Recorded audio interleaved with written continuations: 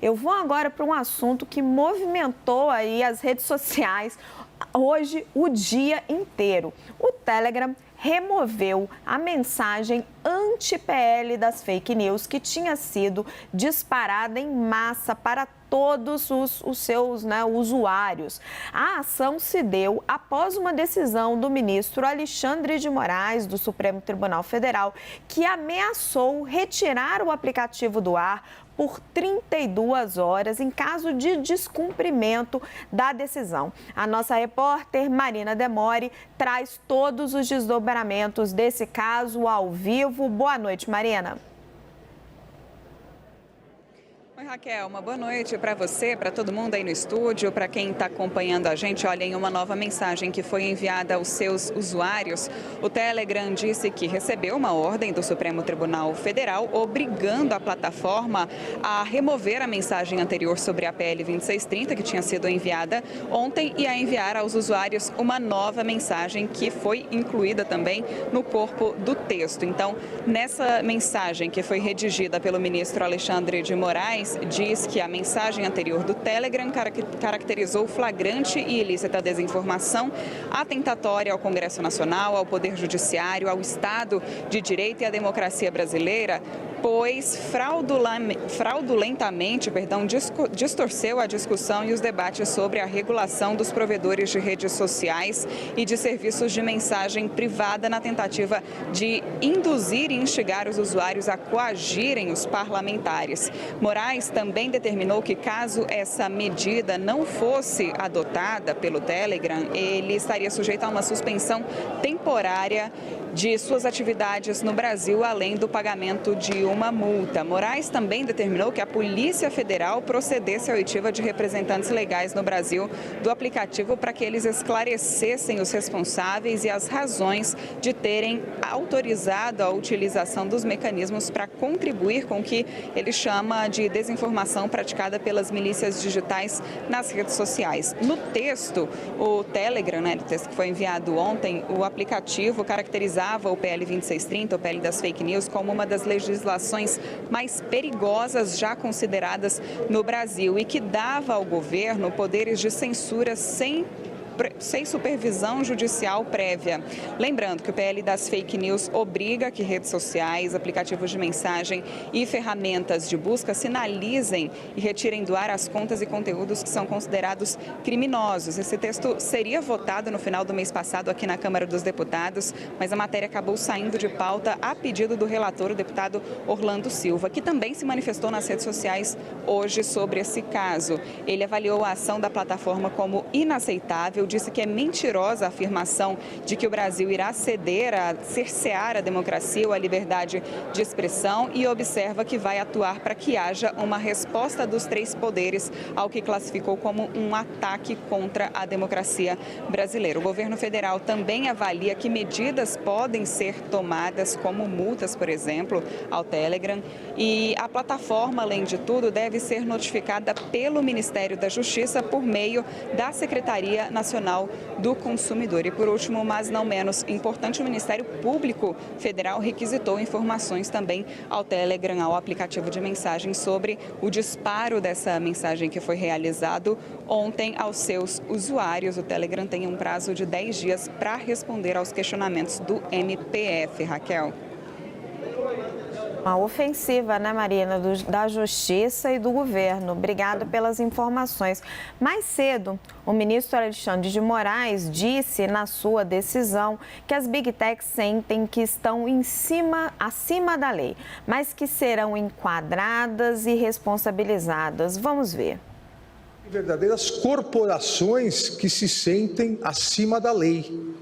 Corporações das redes sociais, as Big Techs, grandes plataformas que simplesmente acham que nenhuma jurisdição no mundo pode tutelá-las e determinar que cumpram os direitos fundamentais da Constituição.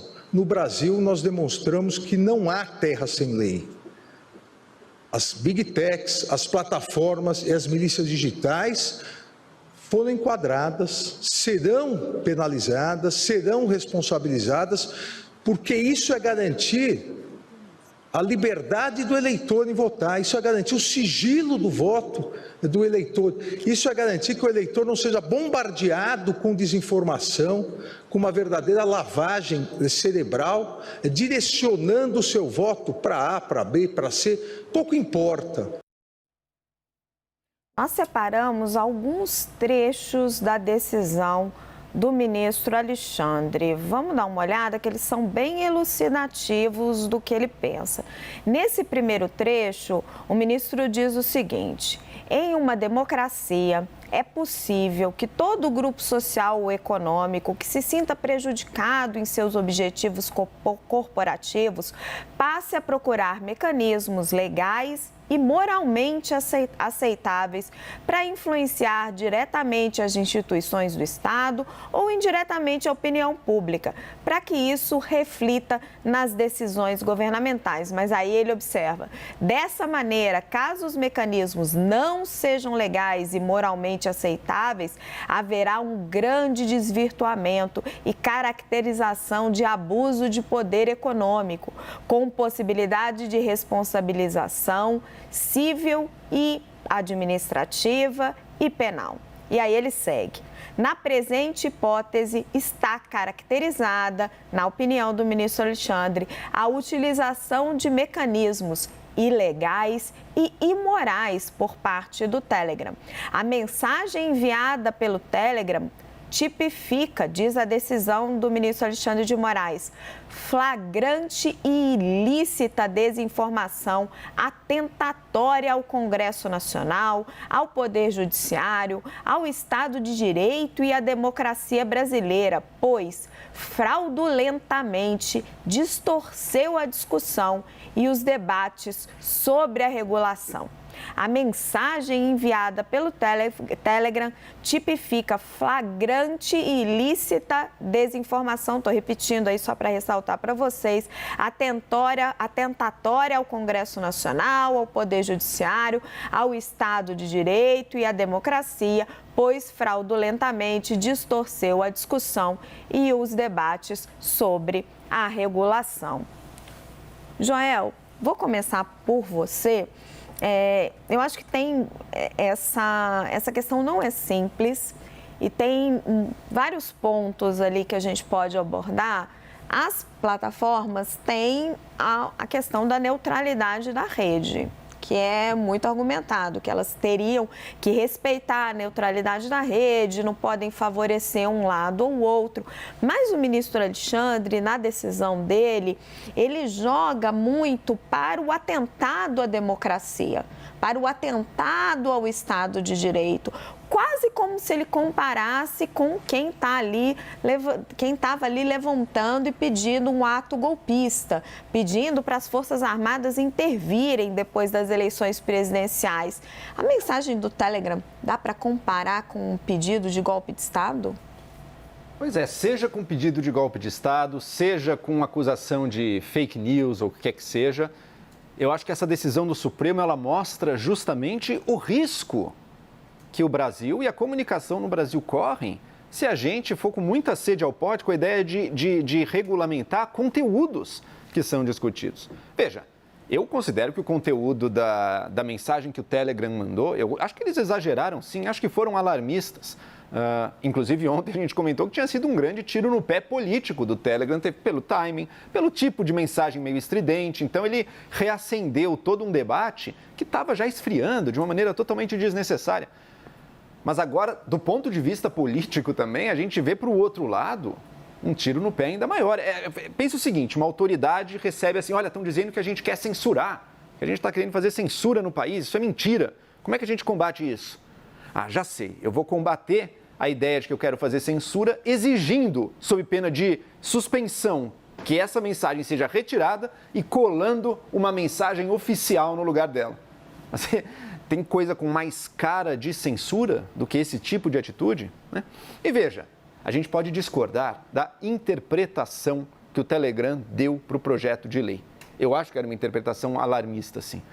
Agora, interpretações acerca da realidade não são matérias simplesmente de dizer se é verdade ou é mentira, se é fake news ou não é. Fake news seria dizer, olha, o texto da lei diz isso, pá, coloca ali um trecho e aquele trecho não consta no projeto de lei. Isso seria realmente uma mentira, assim, concreta sobre o que está sendo discutido. Aí não. Aí ele está dizendo, vai ser a censura, é um risco à liberdade de expressão no Brasil, aos direitos fundamentais. Sabe como é que os defensores da decisão do Alexandre têm respondido muitas vezes? Não tem censura nenhuma, basta ler o projeto, ele não está mandando censura nenhuma. Mas veja, um projeto, para ter um certo efeito negativo, ele não precisa dizer com todas as letras que ele quer aquele efeito negativo. Né? Não funciona assim, uma discussão sobre um projeto de lei e sobre o seu conteúdo ou não. Então, o STF entrou nessa história com uma medida bastante dura, exigindo uma retratação com mensagem oficial por parte do Telegram, né? Com premissas, às vezes que eu posso até concordar com o Alexandre de Moraes, de fato, às vezes uma empresa de Big Tech pode achar que ela está acima da lei. Por exemplo, se o Telegram se recusa a dar dados sobre encontros, sobre um grupo de conversa de neonazistas na sua plataforma, bom, aí eu concordo. Aí tem que ter alguma medida, tem que cooperar. Eles alegam que é tecnicamente impossível. Daí pode ser, mas se for tecnicamente possível, tem que cooperar. Como assim? A polícia está investigando, tem decisão judicial, tem que cumprir, sim. Agora, estender isso para dizer, não, então a empresa não pode mais dar um posicionamento dela para os seus usuários sobre um projeto de lei, se a interpretação que ela faz do projeto de lei divergir da interpretação que a Suprema Corte Brasileira está fazendo. Está vendo o risco disso? Então, agora a interpretação, a gente vai dizer que até a interpretação, o contexto, a opinião das pessoas, ela está sujeita a ser enquadrada na regulação de conteúdo? Vejam o perigo disso. Caminoto, colocar para o Joel o mesmo debate colocar para você o mesmo debate que eu coloquei para o Joel. De um lado, tem gente dizendo, olha o tamanho dessas empresas, elas precisam respeitar a neutralidade das redes, não o fizeram, a decisão do ministro Alexandre de Moraes se justifica.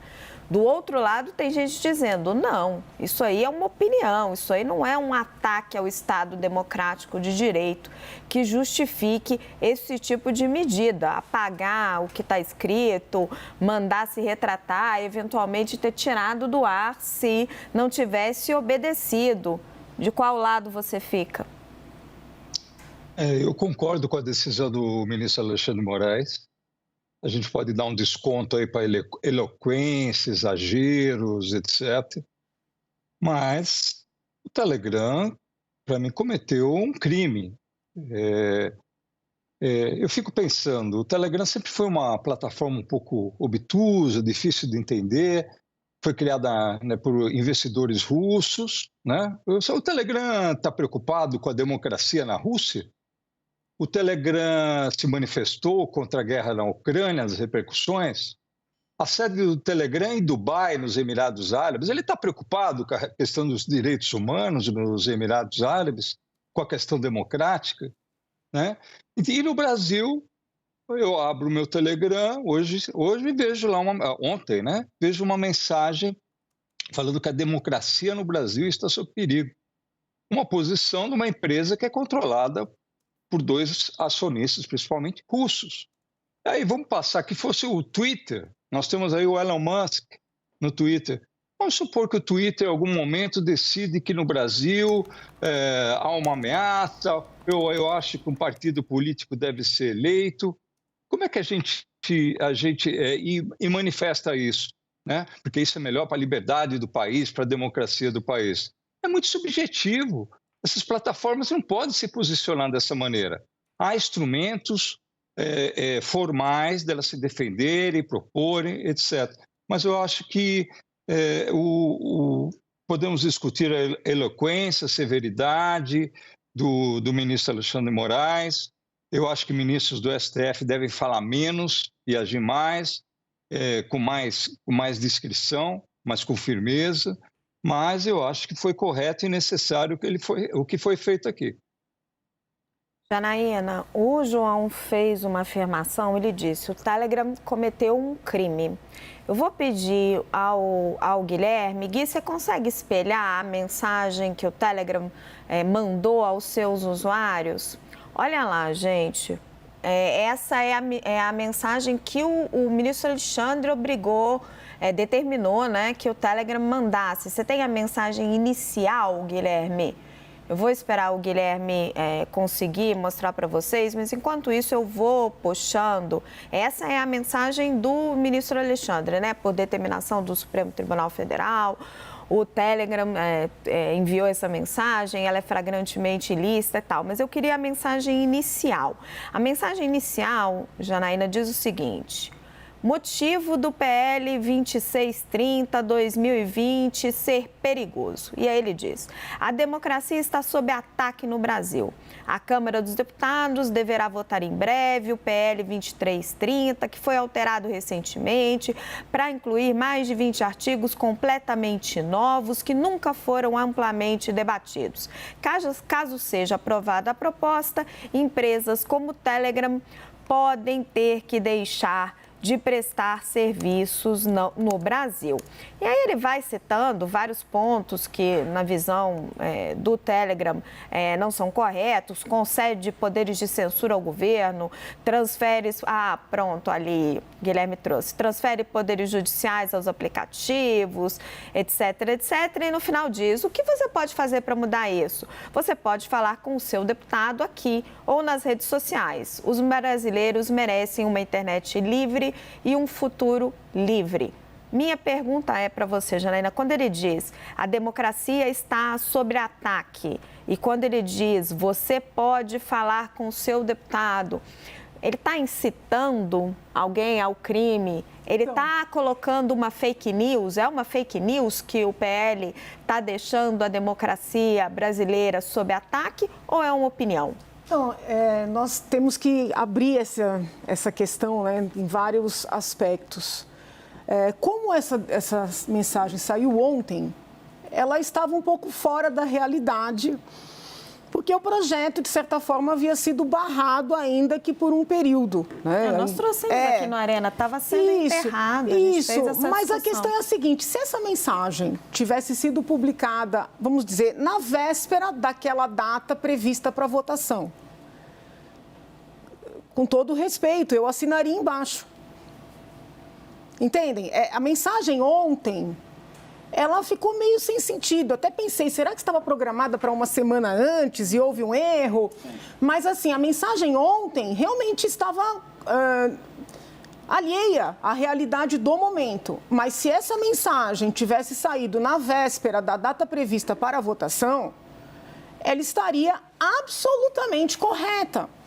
Porque realmente o projeto prevê, né, muda a sistemática de hoje, que na sistemática de hoje, se houver uma postagem abusiva, criminosa, e houver a provocação do judiciário, uma determinação de retirada e o não cumprimento, as plataformas podem ser punidas. O texto que se quer aprovar, ainda que de maneira fatiada, afasta mesmo o Poder Judiciário.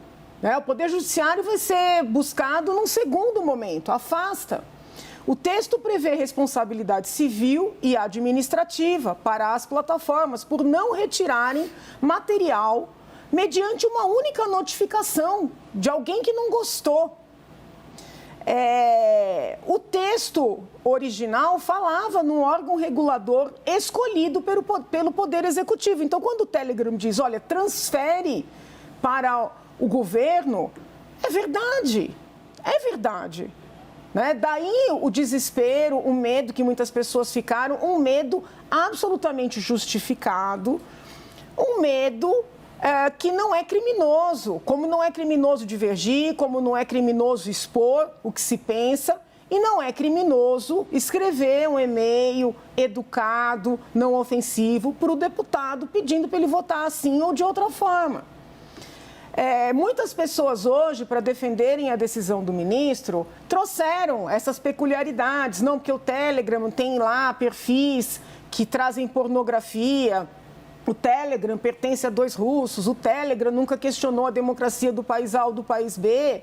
Ok, mas a minha preocupação é a seguinte: se essa mensagem saísse de um outro ambiente, de um particular, por exemplo, ela seria considerada fake news? ela possibilitaria levar a pessoa para dentro do inquérito das fake news?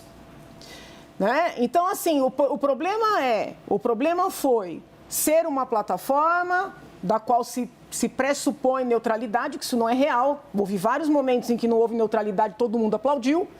Mas a questão é ser uma plataforma, a questão é um suposto abuso de poder, né?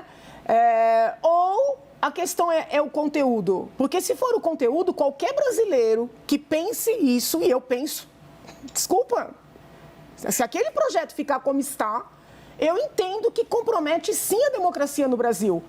Então, o medo que nós temos, né, diante da decisão é que a questão não seja o poder da plataforma, mas sim o conteúdo de um pensamento que é legítimo numa democracia. E aí a pergunta que eu sempre faço: até quando decisões serão prolatadas no inquérito que se iniciou anos atrás? O ministro fala em sua decisão mais de uma vez em responsabilidade civil, administrativa e penal. Eu queria entender qual é o crime. Porque abuso de poder econômico é uma entidade jurídica que se aplica no âmbito eleitoral. Tanto é que o ministro fala nortear votos, mas neste momento não estamos num período eleitoral, os cidadãos não vão votar, né? Então, eu queria entender qual é o crime, porque no final da decisão do ministro ele diz assim, para notificar, né, e mandar para a Procuradoria-Geral da República para providências criminais.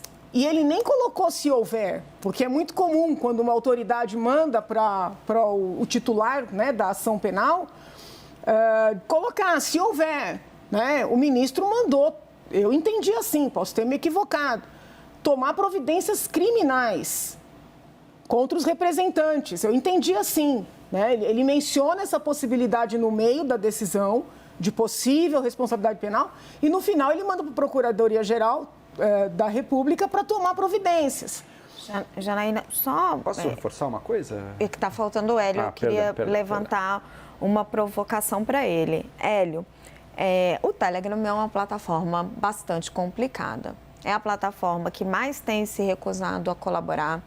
Já havia sido aí alvo de quase que uma intimação do Supremo, né? Falou, olha, vem cá, vocês também vão ter que conversar com a gente. Hoje fui conversar com as outras plataformas e o que eu colhi deles, olha, a gente não tem nada a ver com isso, a gente não sabe dessa mensagem, não entendemos se isso aí foi um disparo antigo, totalmente fora do time. As autoridades ficam muito irritadas com o Telegram, até pelas origens, etc., mas porque eles acabam concentrando ali, dando uma espécie de retaguarda para uma série de comunidades que, enfim, pregam ideologias até nazistas, fascistas, etc. Isso justificaria o que está sendo feito, na sua opinião? Ou não? Uma coisa, outra coisa, outra coisa. Raquel, eu disputo até o que você falou. Porque se havia um grupo que foi fechado, onde pessoas falavam besteira, qualquer coisa do tipo, e o Telegram não tem mais acesso a essas informações, como é que ele vai poder dar? Ele não tem como dar, a tecnologia é assim, o grupo já foi fechado há 6 meses, então não tem como dar. O que existe é uma enorme pressão vindo de fora, em cima das redes sociais, para compelirem as redes a apagar certos discursos que não se quer. É isso que está acontecendo. Olha, sinceramente, não me surpreende nada disso, porque desde que esses inquéritos aí foram secretos, foram criados lá em 2019, eu escrevi sobre isso na Folha de São Paulo desde a origem, desde maio de 2019 eu escrevo sobre isso, a coisa só piora. Isso tem um caminho. O caminho final é como, por exemplo, basta olhar, por exemplo, a Turquia hoje, que não é um país que nem você vai falar, não, é China, é uma ditadura. Não, pega a Turquia. Hoje não se pode criticar o Erdogan, o presidente da Turquia, porque isso é considerado um ataque à democracia. É esse o caminho que a gente está trilhando desde o início desses inquéritos. Inquéritos que liquidam o sistema acusatório, né? A separação entre vítima, acusador, investigador e quem julga. Tudo vira, é lá o Supremo, é vítima, é acusador, é investigador e julga. é secreto, é kafkiano, inclusive. Não se sabe nem direito quem está sendo acusado, cadê os autos, é uma confusão. E tudo se joga dentro desse inquérito e é um novelo que vai se puxando outras coisas. A coisa está piorando demais. E nessa decisão, o STF diz o seguinte, eles estão fazendo algo ilegal e imoral, que eu não concordo. O texto do Telegram, como a Janaína e o Joel falaram, não tem nada demais, é uma crítica ao projeto, legítima. Mas agora, preste atenção, tem lá um termo chamado imoral. Agora o Supremo Tribunal Federal vai decidir o que é imoral também, além do que é legal ou não, ou constitucional ou não. E na parte legal, a Janaína mencionou quais foram as leis violadas por esse texto ser publicado. E qual é a lei que respalda o Telegram ser obrigado a colocar um texto que me parece insano, o texto do STF. Insano. Acusando, inclusive, de desinformação. Quer dizer, eu realmente estou muito preocupado, até chocado com o que está acontecendo no Brasil, porque a gente está caminhando para realmente um Estado, né, que vai regular, quer regular, inclusive o que duas pessoas falam entre si. A gente está vendo aí que antes da decisão sobre o artigo 19, né, o artigo 19 vai ser julgado em algum momento pelo Supremo, já que eles falaram, já que o Congresso não fez isso, eu vou decidir como é que eu vou mudar ou interpretar o artigo 19. Né? Mas antes disso, tem uma discussão lá, inclusive sobre mensagerias individuais de uma pessoa para outra, de quebra de sigilo. Imagina que maluquice, como se fosse lá antigamente haver um grampo nacional para saber o que as pessoas estão falando. É importantíssimo que as pessoas se protejam atrás de criptografia, portanto, porque senão o governo, o Estado vai ficar sabendo o que as pessoas estão falando. Quer dizer, a gente está indo por um caminho assustador, na minha opinião. Assustador. E a gente está que nem, Raquel, um sapo na panela de água esquentando. A gente não está percebendo o que aconteceu desde o início de 19 até o que está acontecendo agora. A gente viu essa notícia e quem olhar para essa discussão vai entender o que eu estou falando. A minha pergunta é, quantos por cento das pessoas estariam hoje preocupados se fossem divulgar o texto do que o Telegram divulgou ontem? Quantos por cento das pessoas?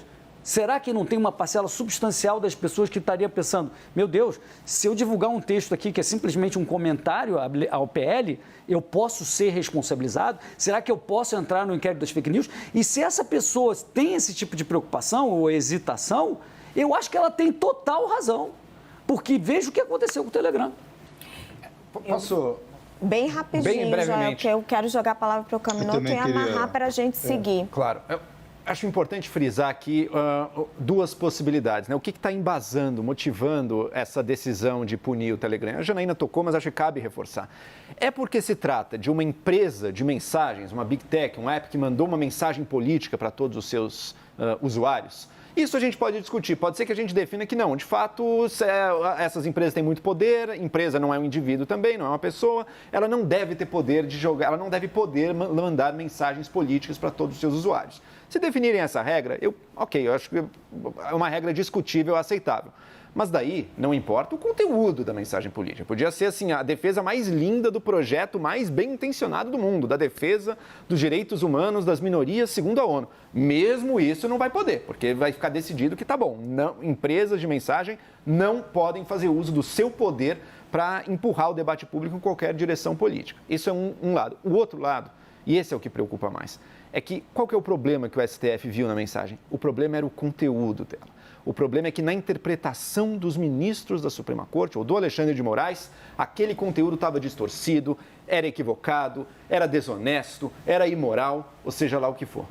Isso é grave, porque daí você não está dizendo... O problema não é que era a grande empresa, o problema é que aquela opinião em si mesma é ilegal.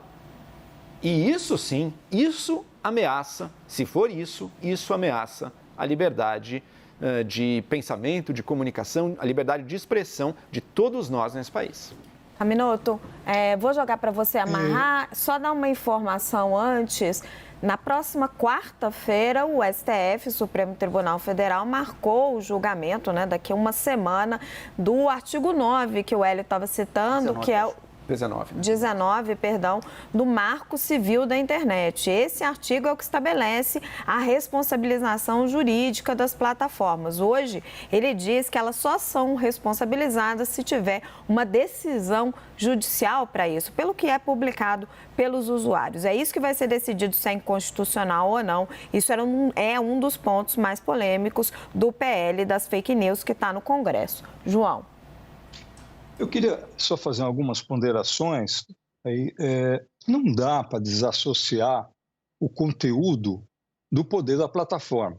Uma coisa é seguir o João Caminoto, ou a Janaína, o Hélio, o Joel, e o Caminoto fala, tem um perigo para a democracia, eu concordo com ele, discordo, eu sigo ele intencionalmente. Outra coisa é uma plataforma que atinge dezenas de milhões de pessoas e que, em tese, teria uma neutralidade, né? E manda uma mensagem falando que a democracia no Brasil está sob perigo, porque a lei tal, porque é isso. Você abre uma porta aí muito perigosa. Então, uma coisa é o indivíduo concordar com isso, discordar, eu concordo, Janaína discorda, etc. E tal. Mas outra coisa é uma plataforma distribuir de uma maneira quase que compulsória, as pessoas têm acesso a isso, por uma visão dela. Eu acho, esse é um ponto.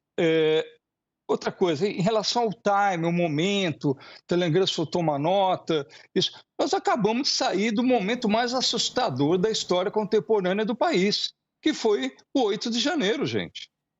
Nós não estamos numa situação normal ainda. Parece que tudo já passou, as instituições democráticas estão sólidas e saudáveis, a nossa democracia brilha no mundo. Não! Nós quase tivemos o golpe de Estado, estimulado em muita parte por causa das mídias sociais.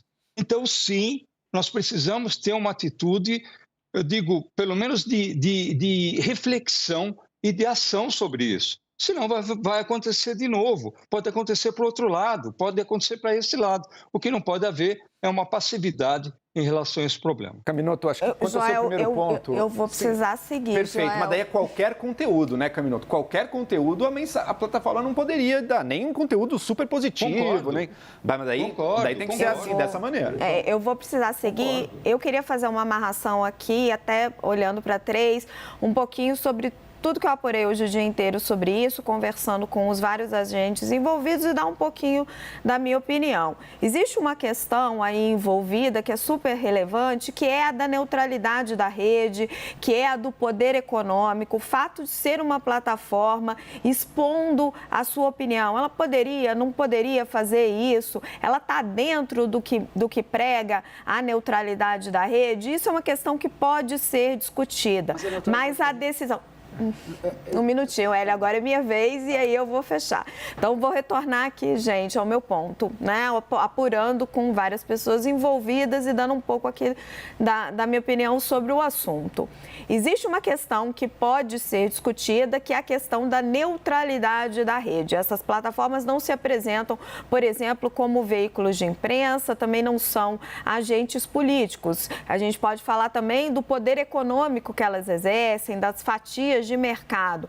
Tudo isso pode ser discutido. Elas estariam se comportando desta forma, mas a decisão do ministro Alexandre de Moraes, ela não vai nesse sentido. Ela questiona muito mais se o conteúdo, que ali é uma opinião sobre um projeto de lei que está sendo em discussão, se ele é um ataque à democracia. E faz uma analogia direta com os pedidos de golpe de Estado. E aí tem muita diferença entre você estar na rua pedindo a intervenção das Forças Armadas ou estar, seja uma plataforma, um grupo ou, enfim, um agente político, está defendendo o seu ponto de vista, por mais que você discorde dele. E eu, enfim, não acho que a democracia brasileira estava sob risco. Por mais que você discorde dele, você está defendendo o seu ponto de vista num debate sobre um projeto de lei. Uma coisa é debater um projeto de lei, a outra coisa é pedir um golpe de Estado.